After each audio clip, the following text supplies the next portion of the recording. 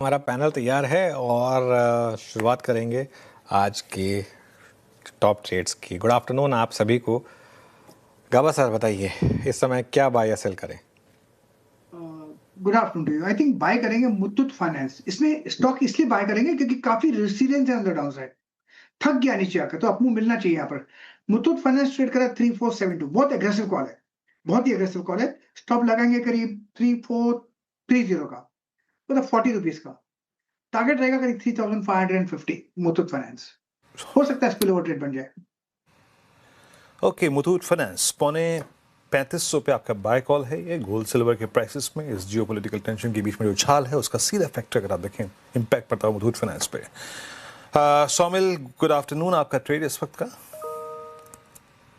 Good afternoon to everyone. मेरा trade होगा पीएनबी हाउसिंग पर ऑन द सेल साइड। एक कंसोलिडेशन हो रहा है कुछ समय से, एक डाउन ट्रेंड में। ऑलरेडी ये स्टॉक डाउन ट्रेंड में ही है। 20 और 40 डेली मूविंग एवरेज के नीचे ही ये पूरा कंसोलिडेशन हो रहा था और आज के ट्रेडिंग सेशन में नीचे की तरफ पूरा कंसोलिडेशन टूटा है। स्टॉप लॉस रखेंगे अराउंड 830 पर और टारगेट होगा 750। पीएनबी हाउसिंग फाइनेंस, यहाँ पे बिकवाली की राय सोमिल जी की तरफ से आती हुई। आशीष बैती जी, गुड आफ्टरनून, बताइए आप क्या पिक कर रहे हैं अभी?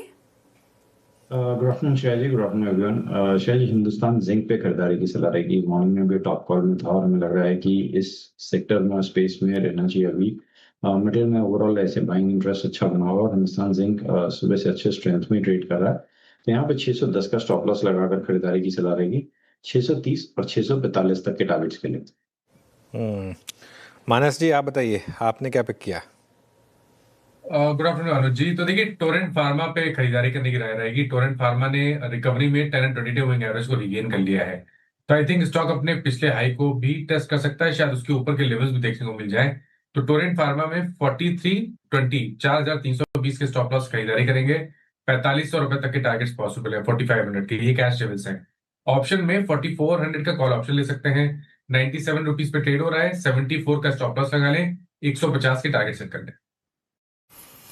जय टोरेंट फार्मा। चलिए इस बीच राजेश सतपति जी के पास चलते हैं। राजेश जी, आपका ट्रेड इस वक्त का? Good afternoon, good afternoon everyone.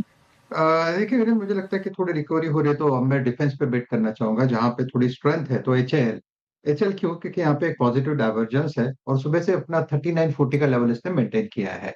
तो हमारा स्टॉप लॉस होगा 3910 का, 3910 के स्टॉप लॉस के साथ एचएल बाय करेंगे। 3950 के ऊपर बाय करना है। स्विंग का टारगेट होगा करीबन 4050 से लेके 4080 का एचएल। ओके, हैल राजेश सातपति जी को पसंद आ रहा है यहाँ पर खरीदारी की राय। हायर साइड से थोड़ा सा फिसल, लेकिन यहाँ पे फिर से निचले स्तरों से रिकवरी देखने को मिल रही है। टेक्निकल कॉल्स पूरे हो गए हैं। एक रिकैप फटाफट से, फिर हम शरद अवस्थी जी के पास चलेंगे इन्वेस्टमेंट आइडिया के लिए। गाबा सर ने मुथूट फाइनेंस चुना है खरीदारी की राय, काफी स्ट्रॉन्ग आज चार्ट्स पे। तो 3550 के टारगेट देख रहे हैं वो, 3430 का आपको स्टॉप लॉस लगाना है। पीएनबी हाउसिंग, यहाँ पर बिकवाली की राय आई है सोमिल जी की तरफ से। सेल की कॉल है, 750 के नीचे के टारगेट है, 830 का स्टॉप लॉस लगाना है। आशीष बैती जी कह रहे हैं कि हिंद जिंक मेटल स्पेस में काफी अच्छी रैली और जिस तरीके से सिल्वर में सर्च देखने को मिला है, तो हिंद जिंक एक अच्छा काउंटर हो सकता है। 645 के टारगेट है, 610 का आपको स्टॉप लॉस लगाना है। टोरेंट फार्मा खरीदारी की राय मानस जी की तरफ से आती हुई। फार्मा स्पेस के चुनिंदा स्टॉक्स अगर आप देखें तो अच्छा कर रहे हैं। 4500 का टारगेट है, 4320 का लगाना है आपको स्टॉप लॉस। और हेल राजेश सातपति जी ने चुना है डिफेंस स्पेस से। काउंटर्स अगर आप देखें तो ठीक ठाक परफॉर्म करते हुए, तो 4080 तक के टारगेट, 3910 का लगाना है आपको स्टॉप लॉस। लेकिन जैसा कि मैंने कहा कि इन्वेस्टमेंट आइडिया क्या हो आपका इस मार्केट में, इसके लिए हम चलते हैं शरद अवस्थी जी के पास। शरद जी, गुड आफ्टरनून, स्वागत है आपका कार्यक्रम में। बताइए आपका इन्वेस्टमेंट आइडिया। हाँ जी, गुड आफ्टरनून। हमें लगता है टीसीएस एक डिसेंट बेट होनी चाहिए। कंपनी देश की जानी मानी आईटी फर्म है। कंपनी मार्जिन गाइडेंस की तरफ भी एडवाइस कर रही है। एआई में 3-4 टाई अप्स इन्होंने किए हैं, जिसका फायदा आने वाले समय में होना चाहिए। डेटा सेंटर्स वगैरह से भी एन्युटी टाइप ऑफ रेवेन्यूज ठीक ठाक रहने चाहिए इनके। प्लस इन एडिशन हमें लगता है कि एआई प्रोजेक्ट विंस वगैरह स्टेडली इंप्रूव हो रहे हैं। टोटल टाइम में अच्छा खासा एक्सपेंशन आने वाले समय में होना चाहिए। तो हमारा ये मानना है कि 7-8% जैसी ग्रोथ आना बहुत मुश्किल नहीं होगा अगले 2 साल में। और बॉटम लाइन के लेवल पे जैसे मार्जिन में 1-2% का इंप्रूवमेंट आता है, वो एक एडेड एडवांटेज होगा।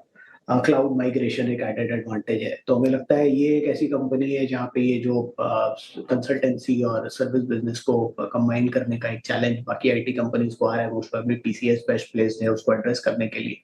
कंसल्टेंसी में भी कुछ एक्विजिशंस करके वो अपनी पोजीशन बढ़ा रहे हैं। तो हमें लगता है आने वाले 2-1 सालों में काफी इंप्रूवमेंट आपको देखने मिलनी चाहिए। अगले साल भी लगभग 8-9% जैसी टॉप लाइन ग्रोथ आनी चाहिए।